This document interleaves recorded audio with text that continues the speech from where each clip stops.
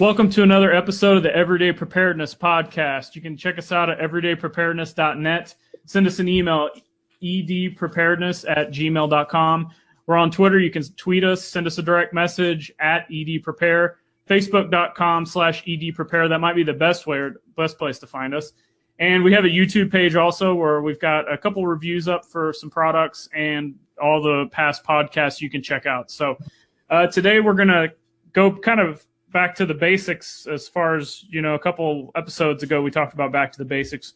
And, one day I just kind of thought about another topic or some more things you could throw into your food storage ideas.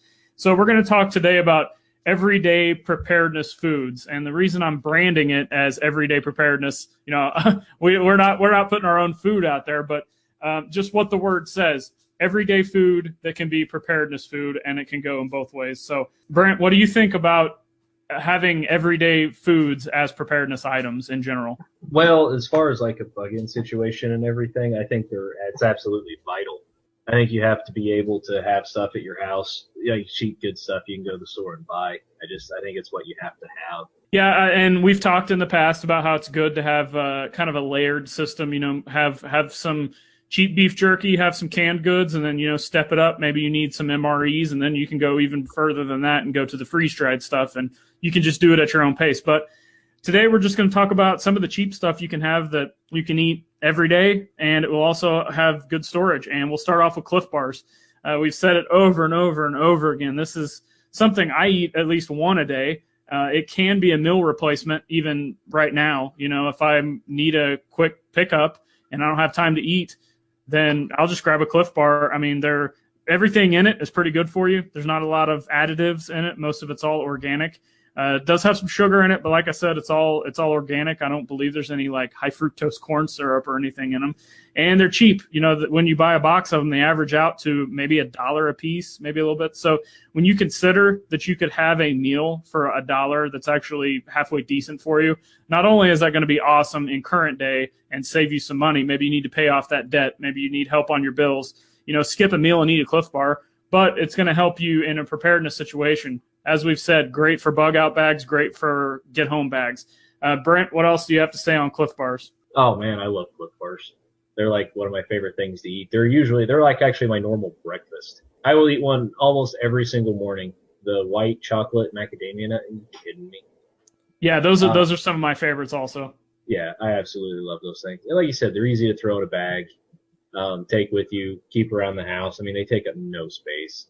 I mean, really. And like you said, they're not that expensive, especially if you buy like the bulk boxes and everything. To me, it's kind of a no-brainer thing to keep around because they're like you said, they're high in energy. They're high in they are. I mean, vitamins essentially and nutrients. Well, they're an energy bar. So I mean, there's a lot of good stuff about them. I always try to keep 2 or 3 boxes around anyway, just because I like to eat them all the time. Instead of like candy bar, I'll eat a Cliff Bar. Yeah, one other thing I'll add about Cliff Bars before we move on is great selection of flavors. I mean, they have all kinds of stuff, and I think we're both fans of the white chocolate macadamia nut. Yeah. Overall, I think it's the best one, but they have some other flavors that are pretty good, and the availability of them is also something that's really nice. I mean, you can find these at Casey's, at Come and Go's, at Walmart, at Target. You can find these essentially anywhere. And they're a lot cheaper than a lot of the other, quote, energy bars. A lot of them you'll see $2, $3 a piece, and they're like, 55 million grams of protein. But a lot of times that's not the case, and it's just putting a lot of additives in. I mean, I bought a box of Power Bars not too long ago, and while it had a little bit more protein, it also had corn syrup and a lot more sugar, and it was a little bit more expensive. So, I went back to the Cliff Bars. So what do you have to start off with on your list? Well, honestly, we went 2 totally different directions on this list, I guess. We'll find out. Let's go. Well, whenever you told me, 5, preparedness foods to keep around and this and that, my mind immediately went to cooking at home and kind of bugging in situations. So that's what I did. Well, that's kind of what, all the stuff I have listed, you could do that with too. So that's fine. Like I said, I was actually shocked you pull out Cliff Bars. I was like, oh, wait a minute. But we'll go ahead and go with what I got because I actually found like this really awesome website and I want to get it out there. I don't know if you've seen it or not. The website's actually extension.usu.edu/food. No, I've never heard of that. And it's Utah State University. So it's a bunch of Mormons, and if Mormons know anything, it is how to prepare food, like food preparedness type stuff. Right. So you go on, and they've got like sections for like nutrition education, food preservation, and food storage. And if you go into the actual food storage part, it goes through just all types of food and how to store them, how to package them, water storage, what to not store, all types of good stuff on there. It goes through how to can, everything. So that's an awesome website if, you're looking for kind of some of that stuff. It's just something, I thought we needed to share. Yeah, absolutely. Anyway, the first on my list, this is in no particular order, but I have rice. And just because it's cheap and easy to go get at the store. It's versatile. It's got a lot of calories. And if you store it right, like in a bucket with Mylar, the oxygen absorbers do all that. It can actually stay for up to 30 years if you keep it like below 70 degrees and like in a cool, dark place. It's pretty amazing. And yeah, I mean, I love rice. I can eat it, 2 or 3 meals a day. I'm sure I'd get tired of it eventually, but yeah, I mean, I can eat rice for, in milk and in stir fries or whatever. It's just, it's a really good versatile thing. And like I said, it's high calories and it can last for over 30 years under the right circumstances. Yeah, and it's cheap. I mean, that's going back to the everyday preparedness level of that. It's going to be storable. It's going to get you full, and it's cheap. So if you want to eat nothing but, that's I know Dave Ramsey on his financial show. He's always talking rice and beans and rice, because that's a way that you can get out of debt. Or maybe you're completely out of debt and you just want to spend some money on a vacation or something. Well, that's a way to save up some money pretty quick, is to eat rice. And like you said, it has multiple purposes. So, and to put into rice, next on my list is canned chicken or tuna. Now I prefer chicken because it's something, I've tried many types of the canned meats, and a lot of them, I'll be honest, are pretty disgusting. And a lot of them are kind of leftovers of whatever, byproduct of whatever meat you're eating. But most of the canned chicken I buy actually looks really nice. Like you can cut it. It comes in these big chunks. You can cut it open, and you can eat it straight out of the can if you have to. If it's a dire situation, you can add it into almost any meal, whether it's a salad or, like you said, rice or anything else. You can put it on top of a pizza, and they store really well. I think usually you can get a year and a half, maybe even 2 out of a can of chicken, which is like $2. Yep. So you're saving money. You've got a preparedness food item, and it's very versatile. So that's the next on my list. What do you got next?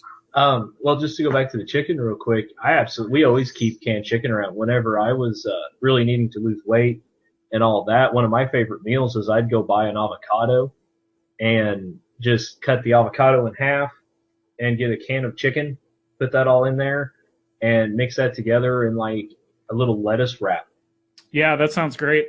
And it's absolutely fantastic. And I mean, you have like 3 ingredients there. Lettuce, total side note, but lettuce wraps rule in general. There's all different kinds of ways you can eat those things. Oh yeah, there's like no way to do it wrong, really. Yeah, right. Next on my list, it was funny you mentioned like the beans and rice and beans, because beans is what I have next. There again, they're really not that expensive. They can last up to 10 years if you do it right. They're high fiber. Again, cheap. That's a big, big deal. And, you can eat beans in almost anything, and you get a lot of good stuff out of them. So one thing I'll say on that is that's just like, I like green beans, but that's about where it stops. Beans is something I absolutely cannot stand. And that's one thing I want to mention is you don't need to buy things that people say you need to if you're not going to eat it. Right. And that goes for freeze-dried food or this kind of stuff or canned food. If you don't like it, or if you have kids and the kids are not going to like it, don't buy it. Don't waste your money. Eat what you buy what you eat. It's that simple. But yeah, and see, for me, there are only like 2 or 3 foods I've ever found in my entire life I won't eat. Out of curiosity, what's that? Well, I can't eat chocolate because it gives me migraines, which I was never that big of a fan anyway. I'm not a big fan of asparagus. Yeah, that I could go either way on that. Yeah. Other than that, I don't know that I've ever actually run across. Well, I mean, you could get more exotic, like your mountain oysters and cat brains. Trying to stay away from the exotic kind of weird items. I really don't know other than I can eat asparagus. I'm just not a huge fan. But there's really not many foods I won't eat. Yeah, and I say I hate them. If it was a fallout situation, I might decide to eat them if I was that hungry. But Right. that's just not something I store. Everything else we talked about, I definitely keep those on hand all the time. Next up that on my list was peanut butter. And I prefer it doesn't matter brand. I always just get the cheapest brand, but I prefer the more natural stuff that has less sugar in it, just because, let's face it, sugar is not good for you. It's okay in moderation, but, the peanut butter is packed with protein. It's going to keep you full. And a lot of times, like if I want something sweet or I need a snack or something, I'll just like get a spoon and eat a couple spoons of peanut butter, and I'm full for a while. And it stores really well. You can probably get at least a year, maybe two, maybe probably a year and a half out of a can of peanut butter. So thoughts? I absolutely love peanut butter. I'm like you. One of my favorites is like, what is it, like Skippy Natural Yeah. Mm-hmm. or whatever. It has like no added sugars or anything to it, and it just tastes better when you keep all the sugars and stuff out of it. So that's the reason I do that. I'm not as anti-sugar as a lot of people are. I mean, no, you don't want a tremendous amount of it. But I'm usually, I don't know, some of It's that just like stuff. it's just like everything else. It's fine in moderation. Yeah, yeah, it is. I prefer the taste of like the natural peanut butter stuff better anyway. So that's what I normally get. I always keep some on hand. One of my favorite snacks is peanut butter and crackers. Yep. Just get the old school saltine and a spoon and a jar of peanut butter, and I'm pretty well set for a night. So what do you got next on your list? I almost didn't put this on the list just because it's kind of a pain. It doesn't really store tremendously long time. You have to reconstitute. You got to have water. You got to have all that. But it is good for protein and calcium and, all the good things that milk has. It's good for cooking, in emergency situations, if you're cooking at the house or whatever. It's good for stuff like that. That's really the only reason I included it. Mainly just, like I said, it's high in protein and calcium. It'll store 3 to 5 years. That's really not a tremendously long time. I mean, it is and it's not. We're not one of those, you got to have 500 years of food on hand. But yeah, at the same time, you kind of got to be a little more careful with it. But it's good to have around. I think at least a couple. Again, if you don't like milk, if you're lactose intolerant, then it doesn't mean much to you. At the end of the day, water's probably going to be, a lot more important. But if you get a chance, a little dried milk for some protein and calcium wouldn't hurt. Yeah, and like you said, you could cook with that. You could add that to your freeze-dried food. You could put that in the water you cook your freeze-dried food in even. I mean, there's just all different kinds of stuff you could do with it. And I actually never thought about it having – I mean, I know it has some protein and stuff like that in it, but I never thought of it that way, All right, so I talked about peanut butter last on my list, and next up is like different kinds of nuts, peanuts, almonds, cashews, pecans. You could go on and on and on. A lot of protein in these. The drawback to these is they're not very cheap nowadays. Used to, you could get like a can of peanuts for like, 50 cents to $1 even. And now, like, one of my favorite things to eat is the wasabi and soy sauce almonds. Those things are so awesome. But I think it's like $9 for a pound bag. Now that will, that'll last me. I mean, I snack on them and that'll last me 2 months. Right. So when you look at it that way, it's not so bad. But just when you look at that price tag, and cashews are just as bad too. But those are two things that are going to store very well. You can throw them in a little container if you need to take it to work for a meal. I mean, you could have a handful of those if you really have to. And kind of a side note on that, people are probably thinking I'm crazy saying eat a Cliff Bar, eat a handful of cashews, eat a can of chicken. But really, honestly, Brent, maybe you can speak on this. We're kind of going off on a different topic here, but sometimes if you want to save money, whether you have to or whether you want to, sometimes you just got to cut corners. And for me, cutting meals out is the quickest for me to save money. What are your thoughts on that? It's usually a very quick way to save money.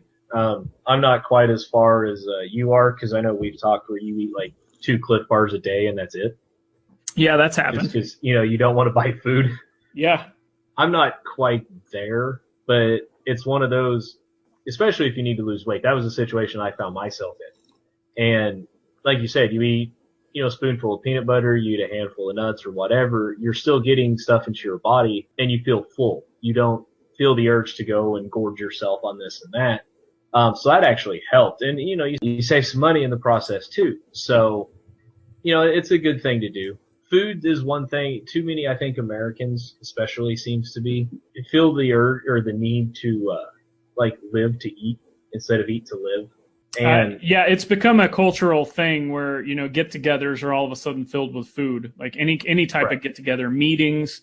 You're gonna go to a closing on a house, and the next you get showered with all this food. You're gonna go to the party. Here's all this food. Yeah, and we don't really need to do that. You don't need as much food as most people typically eat. So I mean that's something to keep in mind, especially if you're needing to save money. Don't go out and eat. Make stuff at home. So what's next on your list? Next, I have one of my all-time favorites, actually, which we've kind of demonized a little bit, but sugar and honey. I'm actually a bigger fan of honey if I need to sweeten things than I am sugar. The reason I included this is because it literally has an indefinite shelf life. And sometimes you get foods and stuff you need to eat. It can give you a quick burst of energy. Honey is actually known for some antibacterial properties, which is why I like to keep it on hand. I actually have an aunt who was clipping weeds, and I say clipping weeds, she was using one of those little bitty like hand scythes and trimming weeds around the house, and she caught her thumbnail and ripped it off. The only thing she ever put on it was honey and a Band-Aid. And in about 4 or 5 days, that thing was pink and healthy. I mean, just amazing. So not that, you should picture honey as a cure-all by any stretch of the imagination, but for some minor stuff like that, honey's actually very, very good. And I like some sweet foods, so it's something I always try to keep on hand a little bit. Like I said, indefinite shelf life.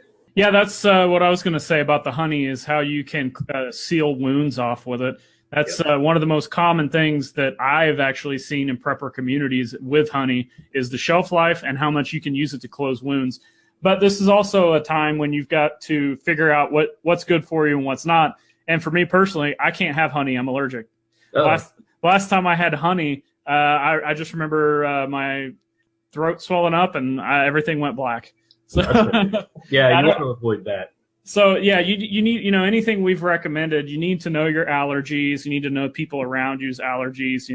All different kinds of food related stuff, especially with like the peanuts and peanut butter and stuff like that, and honey, of course. So.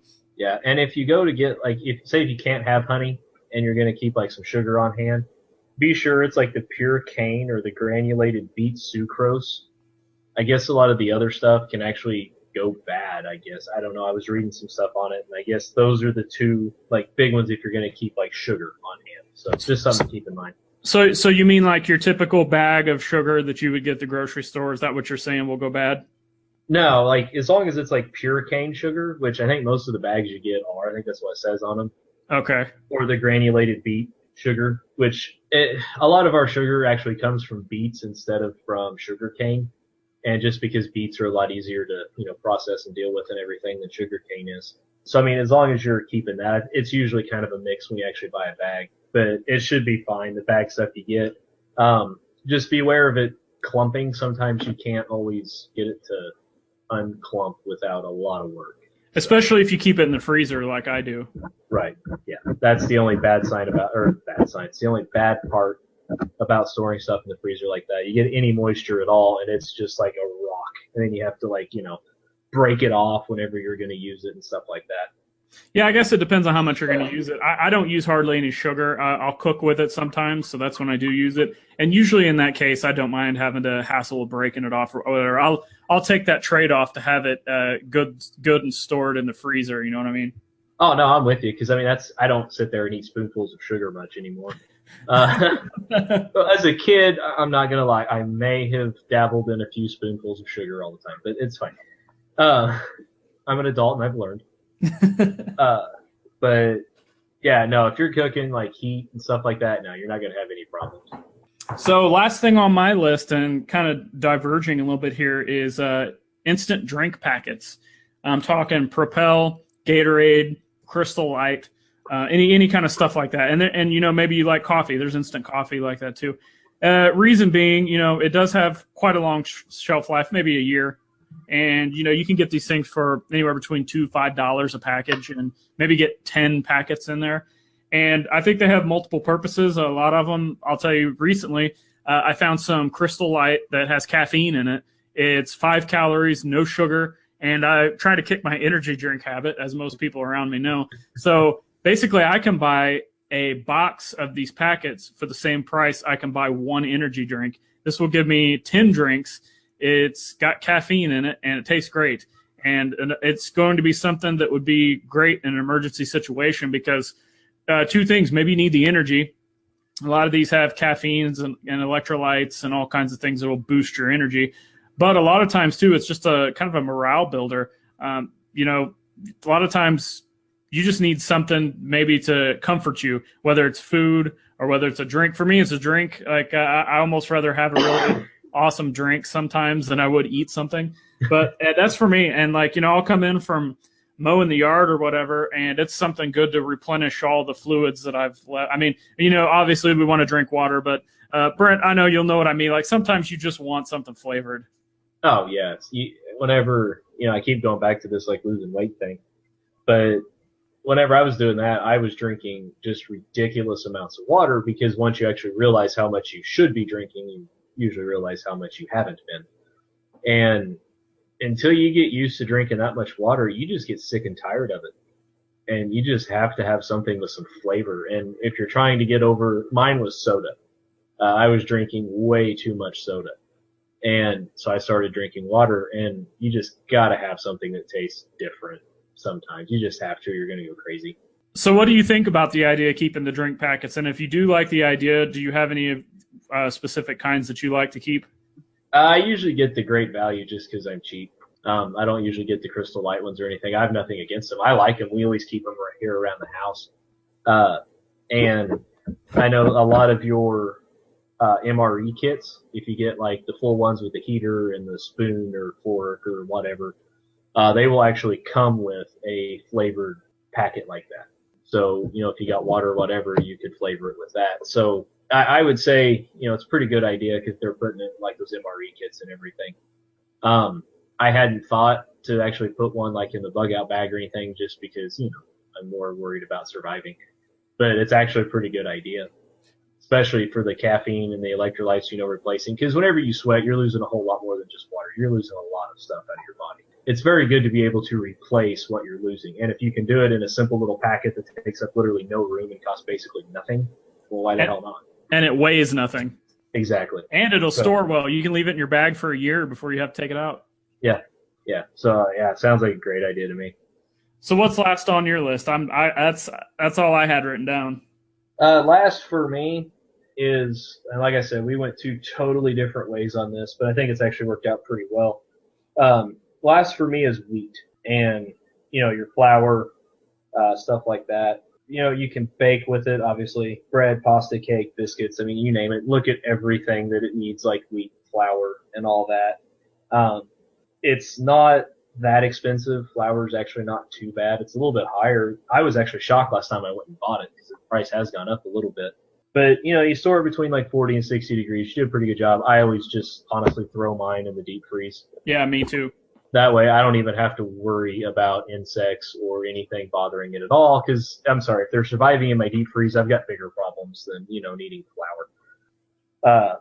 Just be careful and try to keep it as moisture proof and food safe as possible. That's really the big concern with flour. And make sure you don't get like insects into it.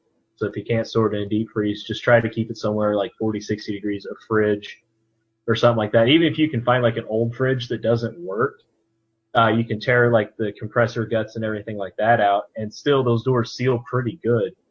So, you know, you can store it in something like that and keep some varmints and stuff out. So that's all I've got on my list.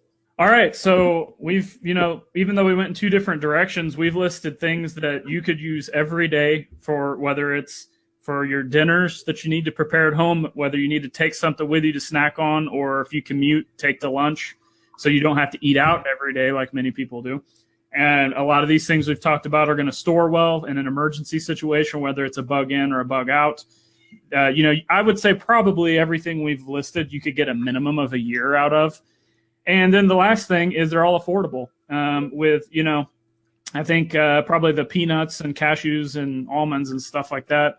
That's probably going to be the most expensive in there. You're looking at for 1 pound, you're looking at $10.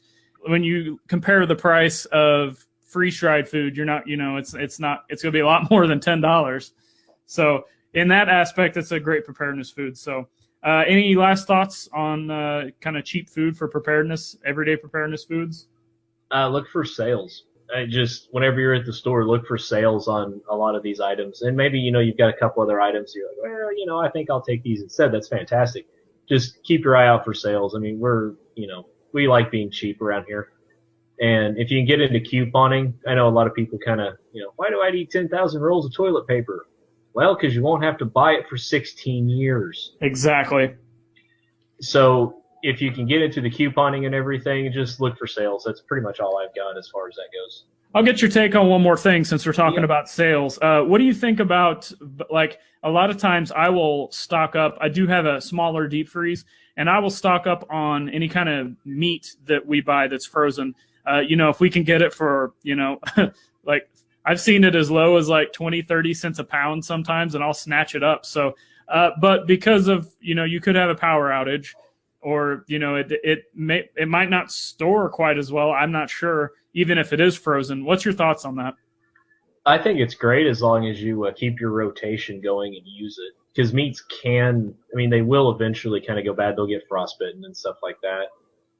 So you kind of got to watch for some of that. But no, we always keep some in the freezer, and it lasts for a while.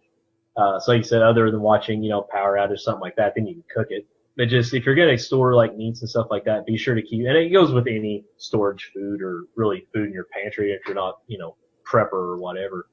Just keep your rotation up and keep an eye on some of the dates and stuff. All right, so with that, we'll close the show. Once again, everydaypreparedness.net. Send us an email about anything you thought about the show today. If you've got some things to add. Actually, if you've got some things to add, we can kind of build even a more thought process on this. Send us a tweet at edprepare, and facebook.com/edprepare might be the best place to get us. We've had a lot more people checking out our Facebook page, and, like we've said 100 times, even more than that maybe, that we're trying to build more of a community. We're kind of off subject, talking about the Baltimore riots. That's a primary reason why we're doing this. We don't want that to happen to anybody. We want people to stick together and be able to get through situations like that if you are in a situation like that. But another topic for another day. So but you got to think though, if you were prepared there. Look, a guy got drugged out of a liquor store. I think it was the owner. I think they said eventually, but he got drugged out of a liquor store and beat and stomped on, and while people just kind of watched. It's not a good situation there. And you had stuff like Ferguson where everything's getting torched and broke into. I'm afraid that it's the way everything's shaping up. It may end up getting worse and worse before it gets any better. And if you have foods, prepared and stuff at home, you don't have to worry about it. You are prepared. You don't have to leave and get out in that. You can stay home, kind of defend yourself, defend, your property, and you don't have to wade into that chaos. So, this is a perfect real life example of why you want stuff at home, because it's a perfect example of a bug-in situation where you stay in, you kind of protect yourself and your stuff, and you don't have to go out and get food. Maybe it's a good thing I said that, because you're right. That is a perfect example of everyday foods you can have that are going to bail you out in a situation like this. Yeah, if you don't have food and you have to go to the grocery store in Baltimore, literally the Baltimore Orioles are playing tonight in front of 0 people. Yeah, this is going to turn into a baseball show. I'm super excited about that. Like, I've never seen, it's never happened in 100 years or whatever of Major League Baseball. A game in front of nobody. I'm so intrigued. But obviously it's not good, but you know what I mean. Well, right, exactly. It's happened a few times in soccer, I guess. They do it as punishment sometimes. Like, if your fans are too rowdy and cause chaos, which, let's face it, soccer fans are absolutely crazy. Yeah. I've never understood it, but, I guess God bless you. But they do it as punishment for, like, I guess one of them was like Mexico and Brazil, maybe. That may be wrong, so don't quote me on that. But, yeah, the fans were, like, I guess really crazy, so they didn't allow any fans at the next game as kind of a punishment. So maybe you're going to go to a soccer game, and all these foods we've listed today, make sure you throw some Cliff Bars in your bag on the way to the soccer game, just in case. Right. So with that, thanks for listening. See you guys later. Safe.